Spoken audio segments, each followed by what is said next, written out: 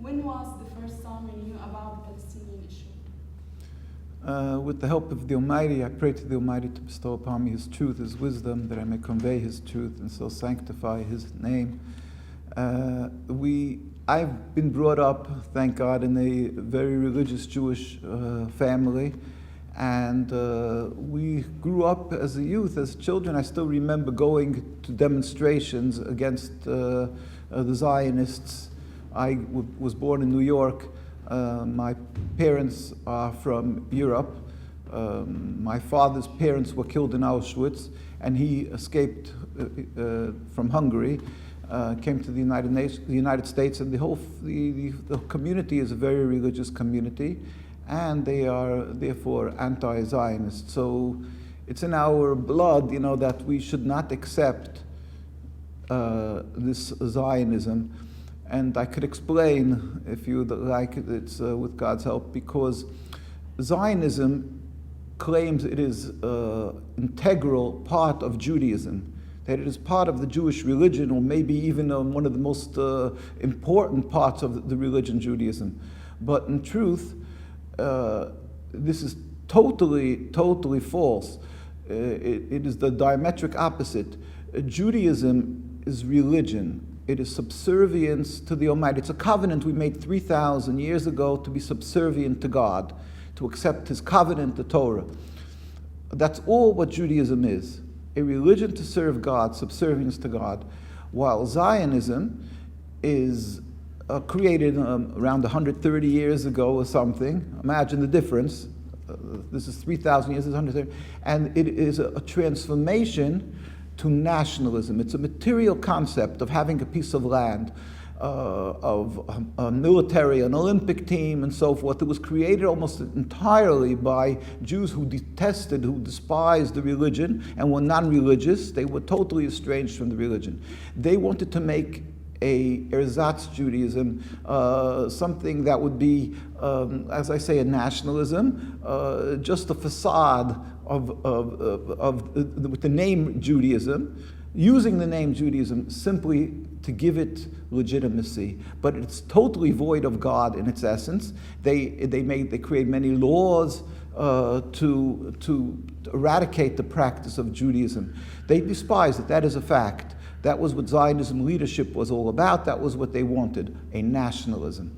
So it's two completely different issues. It's completely different. And we, as a Jew, find it a tremendous danger to our religion because we are to serve God. And here's a movement that started, and they wanted to transform the minds of Jews into nationalism and have the youth come up and create a land. They made the kibbutzim. I don't know if the history of Zionism. They made kibbutzim, and they tried to ensnare the youth that you go up and you'll take over a land, and they wanted to rob us of our youth. Sorry, you touched the mic. Oh, I'm sorry. Yeah. So it's like they were trying to really rob us of our youth.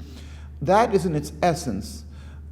Furthermore, we believe as a Jew, the basics of Judaism is that 2,000 years ago, we had a temple for a long period of time, but King Solomon built a temple, but then it was destroyed 2,000 years ago. And since then, the Jewish people are forbidden, clearly forbidden in the Torah, from creating any Jewish sovereignty. We're not allowed to have any type of Jewish state or Jewish self-rule. And this was respected for now 2,000 years. We went through the Inquisition, Crusades in Europe, many suffering, yet we never tried to create our own sovereignty because we knew God does not permit us, even if it wouldn't affect another people in an uninhabited land or something. We know that's forbidden because we believe it's a decree of God as a punishment or so that we should be dispersed in the nations and not create a Jewish sovereignty. Now, so Zionism, of course, flies in the face of that. Zionism says we are going to create a Jewish homeland. So that right away breaches the laws of the Torah and revolts and rebels against God.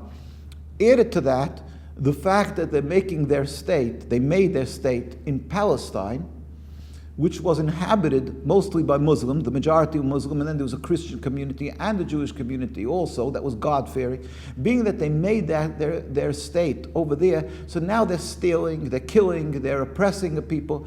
The Torah teaches us not to kill and not to steal and not to oppress. So in that issue, again, Zionism is against the Torah, totally against the Torah, so we oppose it on every facet. And I could just add one more little issue. The fact is that Muslim countries and the Arab countries provided a home for the Jews when, by the Inquisition and the Crusades and many other times in history when we were being oppressed, we found a place to run to, and we were embraced by the Muslim countries. And we flourished as Jewish communities, distinctly Jewish communities, very religious communities amongst the very religious Muslim communities, and there was never a problem with the difference of religion. So we flourished there. The Torah requires that we show gratitude for the good that is done to us. So the Zionists come and declare that the Muslims hate the Jews, that it's a religious conflict. How dare they? This is repugnant. How dare they do such a thing when the Torah says that you have to show kindness and gratitude for the good. So in every way you look at the Zionist state, it's a rebellion against God, it's unacceptable, it's criminal, it is a Nakba. That is the word for it. And that is what it's all about. Therefore, as a religious Jew, and all our religious communities, we opposed the existence of the state. I carry around, I have books of documents. You can go to our site, nkusa.org, you'll find them. But we have, for instance, when they wanted to create the state, in 1948, they created the state. In 1947, the chief rabbi of Palestine, who was the head of the Jewish community in Palestine, which was a God-fearing community, pleaded with the United Nations, and this is United Nations documents that I'm carrying. It's the pictures is from the United Nations, where the chief rabbi of Palestine, is sitting with the delegation of the United Nations that was there in Palestine, and he said, "We furthermore wish to express our definite opposition to a Jewish state in any part of Palestine." They were totally opposed to the state, but they were ignored, and the United Nations created it. This was the position that was held from day one. This is in the 1920s when Zionism started encroaching on Palestine. With the chief Rabbi Sonnenfeld meeting with President Abdullah of King of Jordan, showing his loyalty. But if he passed away, then Rabbi Dushinsky was the chief rabbi. If he passed away, it went on. This is with President Arafat. So that is basically the position that was held, and I'll just point out. We will Get to that, yeah. Film for that or photograph for that. Yeah. Then we can put in the document. Yeah. Right. And I'll just you'll be able to get documents. You'll take and if you go to Jerusalem or any very large Jewish community, invariably, I'm from New York. Right across from Manhattan, the largest Jewish community, the concentration of Jewish communities, is right across from Manhattan. It's called Williamsburg, Brooklyn. There's bridges that go to Manhattan. It's called Williamsburg Bridge. That community, which is, you can see it from Manhattan. This community, there is not one single Israeli flag. It is the largest religious, concentration of religious Jews, and because they're very religious, they oppose the existence of the state of Israel, and so is the same in Mea She'arim, in Jerusalem, in Al-Quds, and so is in England, in London, in Stamford Hills. There's a mosque, a synagogue, a synagogue. I was just there this weekend. They're opposed to the existence of the state, and you can see, which you'll be able to see pictures, hundreds of thousands of Jews here. They're taking up the last chief rabbi, if the other one passed away, you can see, and demonstrations. This is in front of the White House. So whether it's Jerusalem or heaven, the tens of thousands of Jews demonstrating. The world doesn't know this because the media is intimidated. They don't talk about this. But the true Jews who are true to the religion is in our blood. It's our basic Judaism not to accept the existence of the state of Israel or the atrocities, what it's doing to the Palestinians. So you're asking, getting back to it's a long-winded answer, but getting back to the question, I grew up in a very religious family. We were automatically opposed to the Zionist state of Israel. As a Jew, why did you choose to be engaged in the Palestinian issue? Well, one of our commandments, we have many commandments in the Torah, and one of them is that if you see God's name being desecrated, you have to sanctify His name. and in this case, it's being done in our name. And they use the Star of David. They use the name Israel, which is in the Torah. Jacob, Abraham's grandchild, Jacob. The Torah says it was given a name Yisroel, and that they call that country Yisroel, Israel. So they've hijacked our name, our identity. So they're doing their atrocities, claiming it in the name of the Bible, in the name of our religion, and in the name of the Jewish people. So it is not only a desecration, what we call a chilul Hashem, a desecration of God's name, but it is as if we are doing this. So the chief rabbi of Palestine, his past time was Rabbi Teitelbaum, the old Teitelbaum of blessed memory, kept on urging his followers and the Jewish communities around the world to stand up at the cost of our lives, to let the world know that the Zionists and the Zionism and the Zionists don't represent the Jews who are true to the Torah or the Judaism. So that is what brought us to this, I would say, there's many Jews who were protesting in Palestine from day one against Zionism, before Rabbi Teitelbaum spoke this, but I would, if he asked me, I would think he would be the most well-known Jewish voice as the chief rabbi who kept on insisting that we should go out and demonstrate. So I would think that's where it comes from. Why did you choose to stand by Palestinian people and Palestine and to fight for them? Again, it says God is just, and we are to do just, to do tzedek and righteousness and just. And this, what is being done, is totally unjust.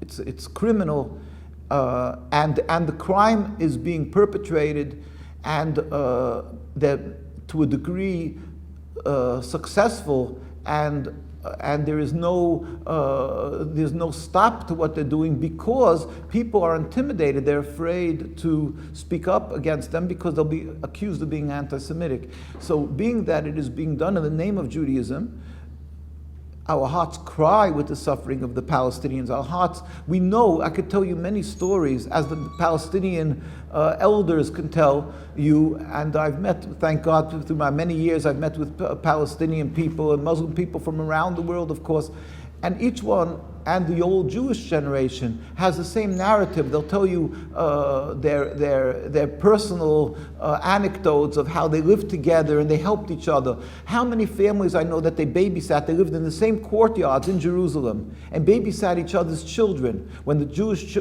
parents went to synagogue to pray, so then they would babysit, the Arab Muslim neighbors would babysit each other, the most precious object. So we lived in peace. We helped each other. We feel that obligation. We feel, and we are humiliated. We can't describe how frustrated and how it hurts to see what is being done. But not only what's being done, but being, like I say, keep on adding that it's being done in our name.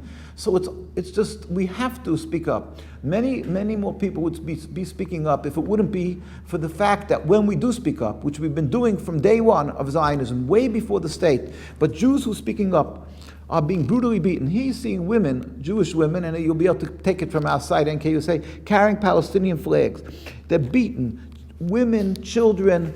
He has a child on top of a house in Mea Shearim. It's hard to see in these pictures, but you'll pick up a better picture how they're being brutally beaten because they're demonstrating. These are armed with helmets. They're attacking the Jewish children. Here they're using what's called stink water. They're very poor people in Jerusalem and in Palestine. And they come out and demonstrate, and they're sprayed with this water that ruins all their clothing. You can see with the force of it. Here you can see this is an ongoing phenomenon. These Jews are being brutally beaten, and there's no words to describe what they go through. They're murdered. These are clearly, you can see, Israeli soldiers, and none of us are armed. We don't carry any guns. So the Palestinians, they go around telling the world this despicable narrative that that they're killing them, and that's why they're only defending themselves. But they can't say anything about this, about the Jewish people who stand up against them, because we never carry arms. This is all the rabbis. They murdered, they assassinate. This is an ongoing phenomenon. You can see tens of thousands. We demonstrate in big, large numbers, and they're brutally being beaten. This is, we have literally tens of thousands we have pictures, and if I'm sure the Zionist archives have probably hundreds of thousands of pictures. You can see what they're doing to us. They simply ride into crowds, not only with horses that I showed you, but with cars, and they ride over the people. They arrest. They try to force the Jewish youth to go into their army. Both boys and girls. It's unheard of. They draft into the army, boys and girls, and we refuse. Our youth refuses to serve in this army. That's a rebellion against God, or harm our brethren, the Palestinian people. So they get arrested. They break into the houses in the middle of the night. They get arrested. They get beaten. We have demonstrations. This is an ongoing. Tens of thousands of people are demonstrating, and you can find it if you look carefully with the internet that's more open. The major media won't show you all of this. But on our site and links and others, you can find this.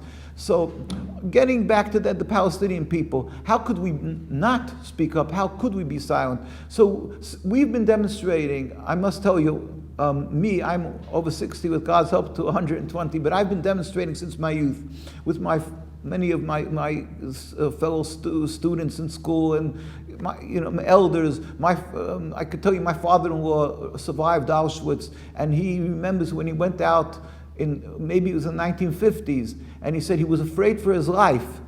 And they went to the United Nations. They made demonstrations.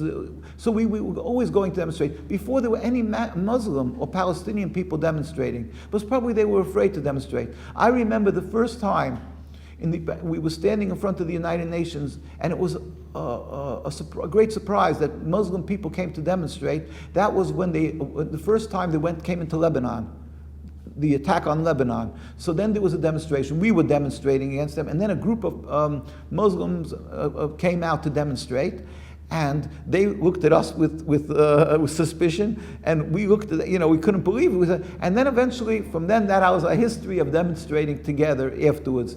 So we're demonstrating, again, we cry with the suffering of the Palestinians, and of course in the refugee camps in Sabra Shaltila, and we visited, thank God, when we were here last time. Here we could see it's only symbolic, but because it's just to show our hearts are here. We, together with the people of Norway, we brought we sent an ambulance to Gaza. We went to Gaza ourselves. We brought medical aid. Here you can see with Ismail Khania, we brought medical aid. I think it was like a bunch of caravan of different like ambulances and medical aid. But the point is that this is only a pittance. It's only to show where our hearts are. That we simply cannot take what's happening to the Palestinian people, and we feel the obligation. We demonstrate, we speak up, and I repeat, there would be much, much more if it wouldn't be for the fear of the beating and the intimidation, the attacks that what we get from many different manners. People lose their jobs. In the United States, when we demonstrate, the Zionists come with cameras in our faces, and they take pictures of everybody who's demonstrating, and then they try to find if he's associated with a business.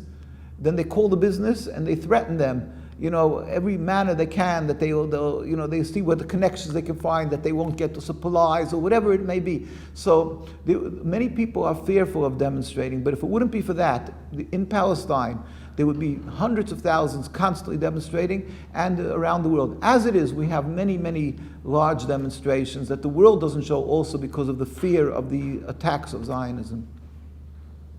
How do you see Palestine in the future? Well, we believe God is Rachum, is the Almighty and all compassionate, and we live with faith in God. So we hold that we are certain that the Zionist state will end. It says in the Torah, "Why are you rebelling against God? It will not be successful." This is the state of Israel. It cannot be. It's a pure rebellion against God. It will not be forever. It will end. So we are certain about that. We don't know, we're not prophets, we don't know when it will end, but we are certain.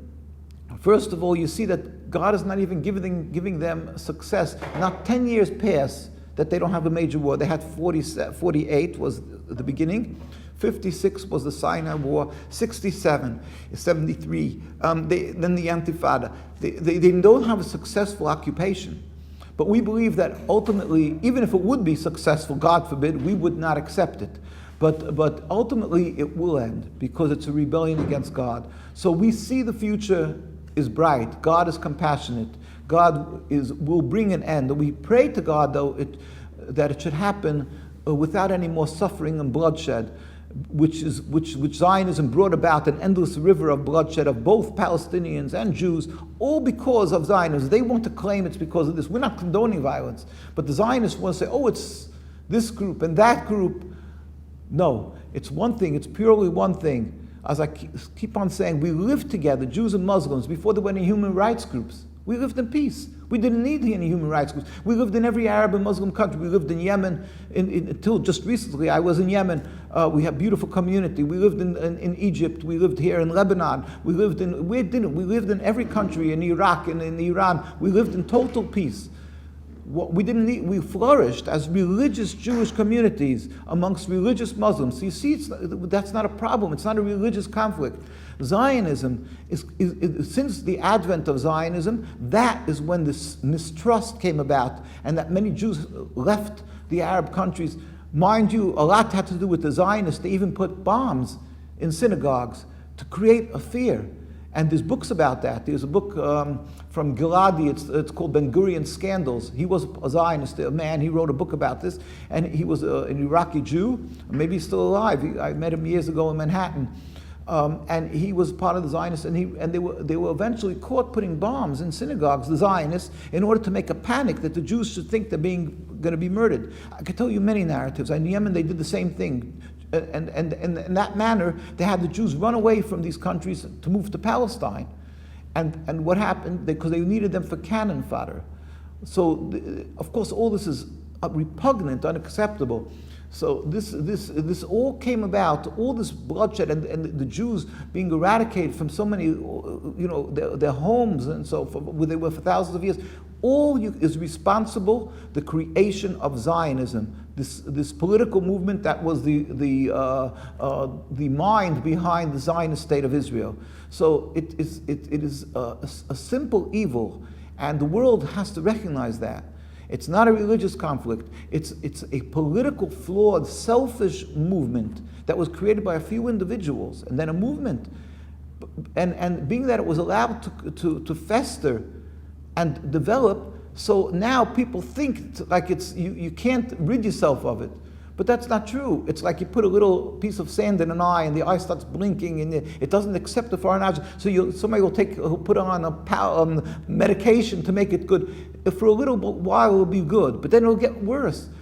People keep on thinking that the Zionist mantra, they sell that, it's a religious conflict, the Muslims hate the Jews, and then they try to make a wall, and they build a wall, and they do this, and they do that, and it's like putting a Band-Aid on a hemorrhaging wound, or putting a medication in an eye that has a piece of sand, and they say, you can't take away the sand, because they think it's part of the eye, but it's not true. Zionism is not the religion, it's not the Judaism, that's the Zionist corrupt and false propaganda, narrative. Remove Zionism, remove the Zionist state of Israel, then we could live together in peace. As the history attests, we've been living for hundreds of years. It's the state of Israel, 70 years. That's all. Their ideology is 130 years maybe.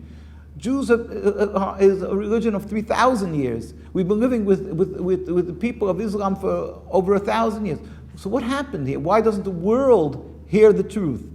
So we have to work on that, God help. And God, with His compassion, will eventually bring the world, just like in South Africa, people didn't believe you can separate the apartheid, that you'll take away the white. They said if that will happen, the blacks will kill all the whites.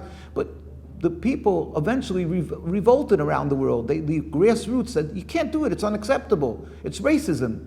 And they pressured the politicians and the United Nations that South Africa was a recognized state, and Nelson Mandela was a terrorist. Yes, and that's how it was. And they went on the merry way for a long time. Eventually, the people put such pressure that they changed it. Today, if you'll ask any child if you can have apartheid, he'll look at you like you're off your mind. It's racism. It's blatant. Nobody will accept it. And yet they went on their way.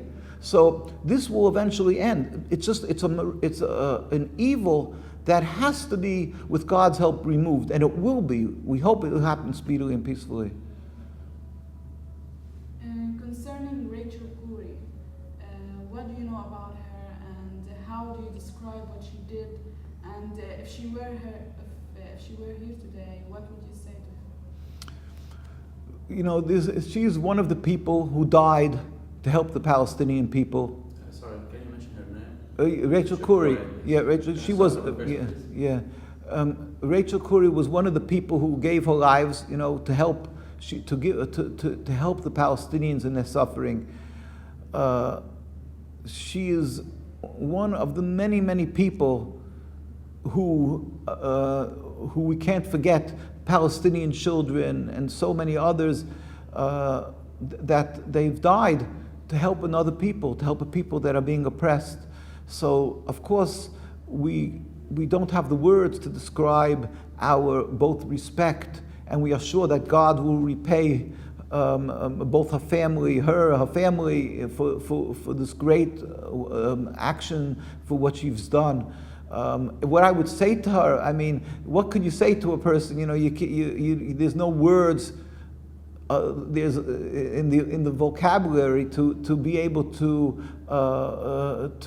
eloquently say to a person like that the thankfulness and that's deserving of such of a person what she's done. I meet her parents constantly through the years that we've demonstrating, thank God. But like I say, our hearts go out both to her family, to the family of the families of so many. I remember after the Gaza was attacked, me and my colleagues went to Gaza, and what was called Operation, slipping my mind, led the terrible when they attacked just a few years ago, and they attacked Gaza so brutally. I mean, the whole occupation is brutal. So then we went to visit what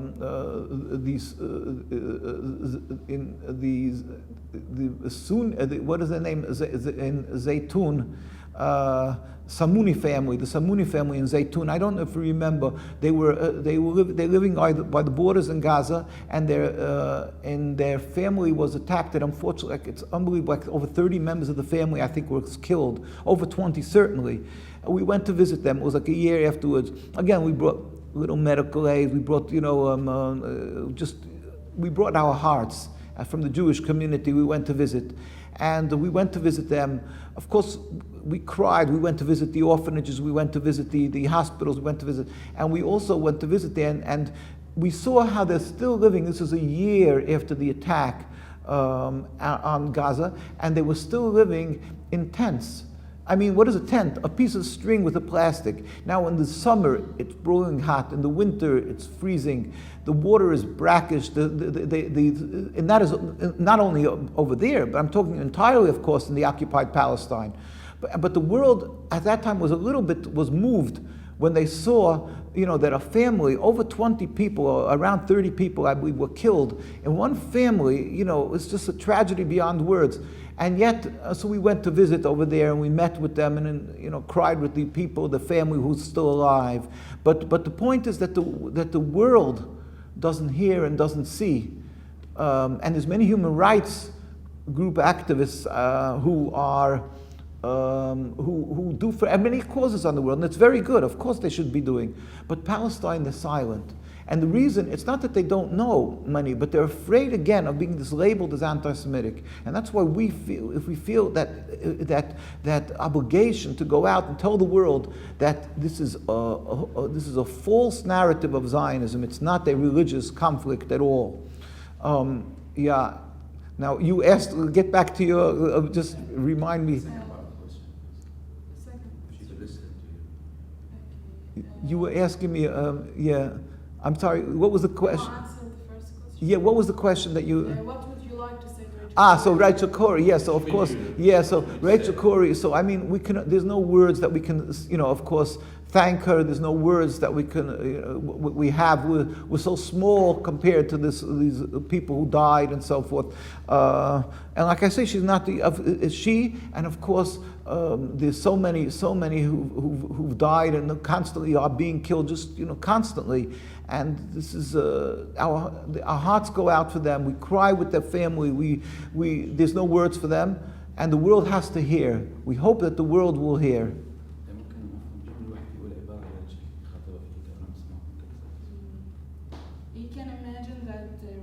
is in front of you, what could you say to her in her face? One sentence. Yeah, well, I could just, I would say, I want you to mention her name. yeah, Rachel Corrie, if we would meet Rachel Corrie, we would say that we don't know the greatness of God, and of course we don't know the reward God gives to somebody who does His will. We can't describe it.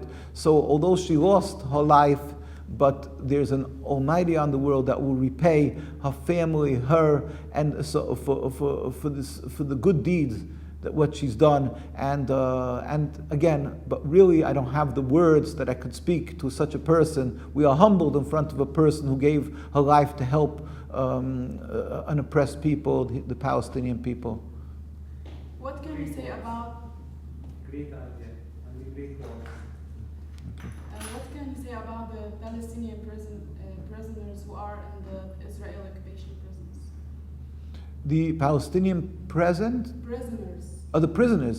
the Palestinian prisoners. We've, again, thank God, I could just say we did a little bit that we've been demonstrating throughout our years and speaking about. We've put out many statements and pleading with our president. A Jew has to be a loyal citizen in every country where he resides. A Lebanese Jew has to be loyal to Lebanon and pray for the well-being. So we always approach our leaders, presidents, and so forth with respect, but we've been pleading and sending letters to the president, in my case the United States, my colleagues in other lands, whether it is Great Britain or in Canada, or many of the lands where there's religious communities. I've said, the very religious communities around the world oppose entirely the Zionist state of Israel, but we've been sending letters and pleading that they should be freed.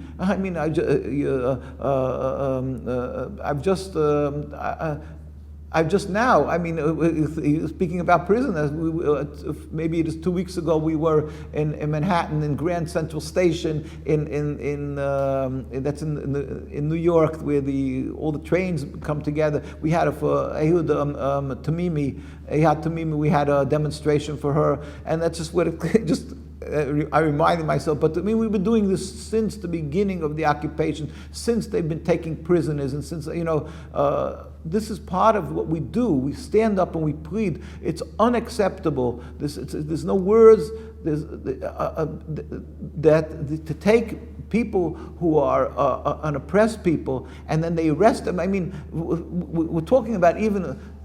Their whole law system is, like I said, the whole state is criminal. So law system and so forth. But even if you would, let's just call it a judicial system in another country, what they do is so criminal. They take people, they hold them without any without any claim, without any charges. Everybody, I'm sure you know, and the people who are hearing this interview knows that they take people and they arrest them for 3 months, and they have like whole law systems, and then they can rearrest them for another 3 months without any charges even. But I don't like to speak in this terminology, because it's like as if to say that if they would have charges or they would have, then somehow that gives them a right. Their existence is criminal. They have no right to have a state there. They go into somebody's house and they take them and they take over a room, and then that person who really owns the house walks into the room and they arrest them for walking into the room. Like if you think about it, the whole thing is just mind-boggling that it can have an existence.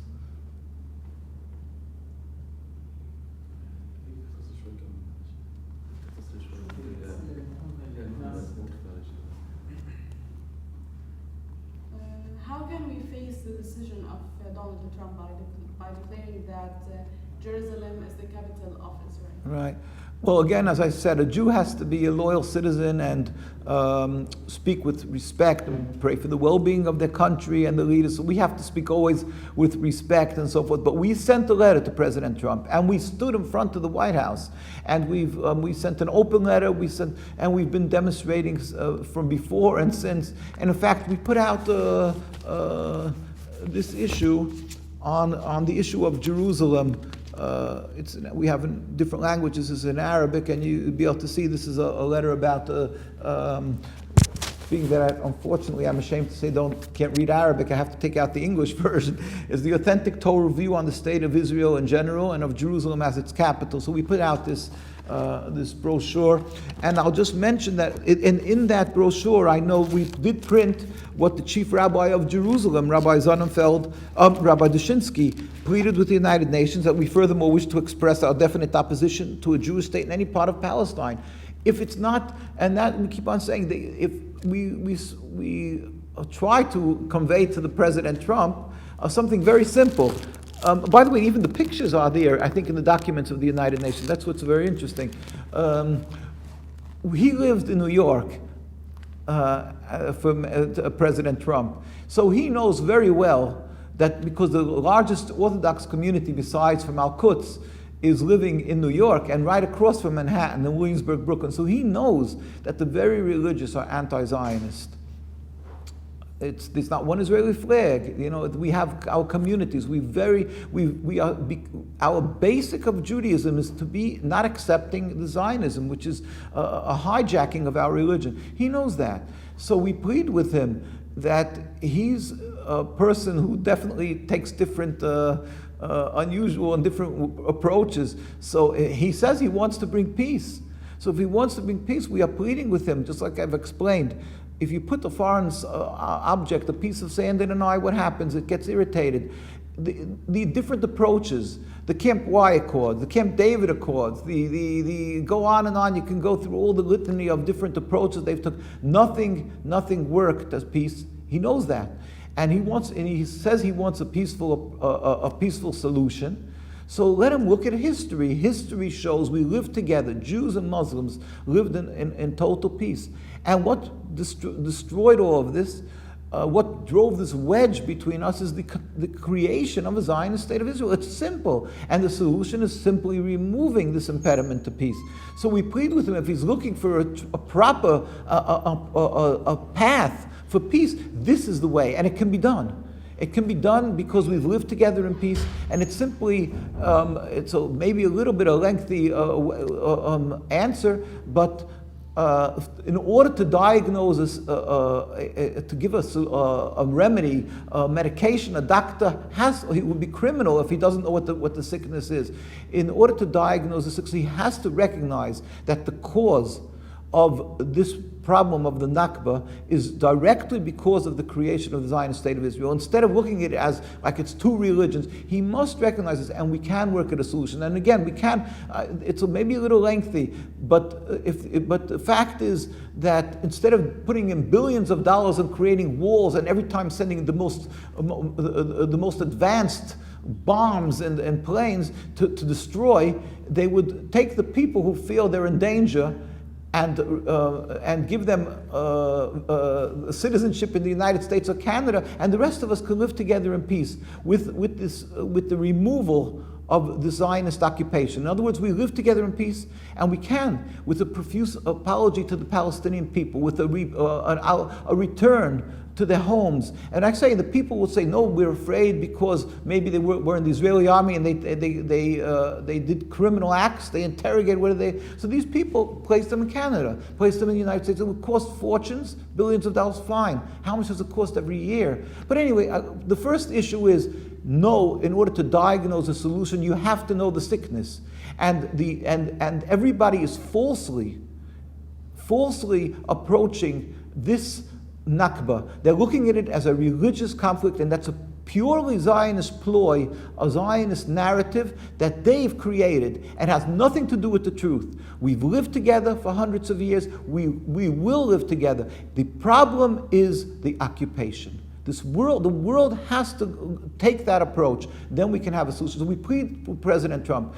The state of Israel is unacceptable. It's illegal according to the Jewish religion. It's illegal. It's illegal according to international to occupy a land. How could you demand? The United Nations made a land that for a religious minority, even for religious people, they're talking about democracy, and here they're making for a certain sect, a certain section of the people, even if it would, let's just say, be Jewish, which it isn't.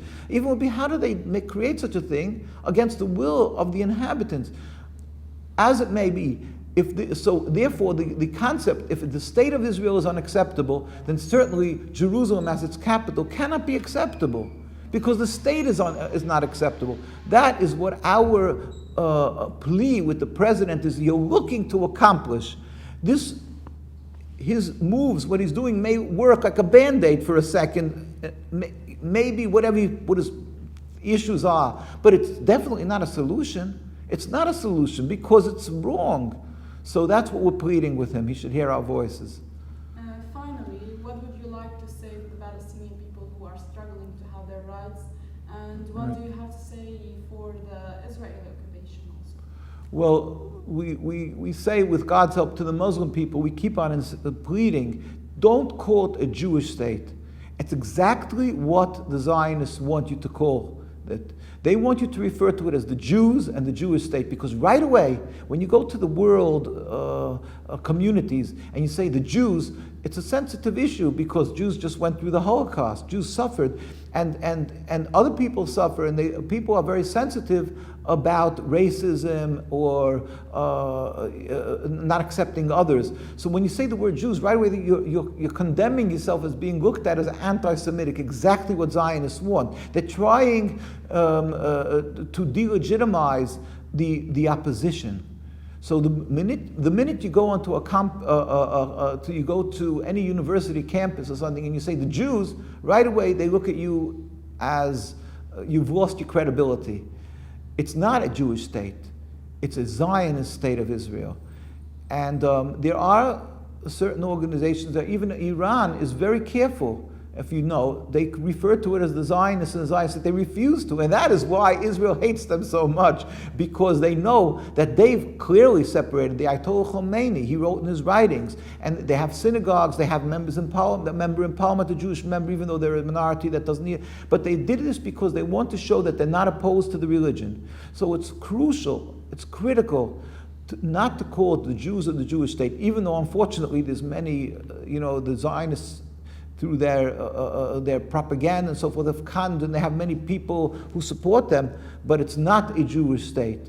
And we want them to know, the Palestinian people and the Muslims, that we cry and we suffer and we are frustrated because our voices are not heard, but we feel their suffering and it hurts us. I meet many old Jews from Palestine. They remember Deir Yassin. They remember how we lived together in peace and how the Zionists, using their attacks and their ploys and their ways of getting the land and what they did, and they don't know what to do out of frustration and out of hurt. We pray to God constantly, and we demonstrate, and we pray to God to bring a speedy and peaceful dismantlement. That is what we have to say to the Palestinian people. And we yearn for the day when we can return the land to so they should have their self-respect, their self-rule, and they should have back their homes. We would then, as people say, what will be with the Jews? We would respectfully, humbly ask if we can live amongst the Palestinian people in whatever type of government they would like, whether it is a Muslim government, whether it is a democratic government, whatever the Palestinian people, if we can live amongst them in peace. It's up to them, it's their land. That said, that is what we would say to the Muslim people. To the Jewish people, we plead with them constantly, and we go, we demonstrate, we put out many, many books. I have a collection, it's the Rabbi speak out, I go to our site. We put a collection of the rabbis universally from all the different Jewish communities, and the leaders of Judaism, where we try to educate the Jews. They are in a box. They are blocked from hearing our voice because the Zionists have a tremendous amount of money, a tremendous coverage in the media. They have their own media outlets. I don't know if you know, they own many media outlets. And that's not per chance. They do it specially in order to be able to control what the narrative is, and that you shouldn't see the demonstrations of Jews or what's happening to the Palestinian people. But we try to get our voice heard, and today that there's internet, there's alternative media, and maybe through you or whatever, we try that the Jewish people should hear that they're being duped. They use two approaches for the Jewish people, and this is very important. To the Jewish people, there's the ones who are unfortunately, maybe the majority of Jews don't keep their religion. They don't keep the Ten Commandments. This is from so many years of suffering. They don't keep their religion. They don't know their religion. To these Jews, the Zionists try to use emotions and say, oh, we're going back to the land that God promised us.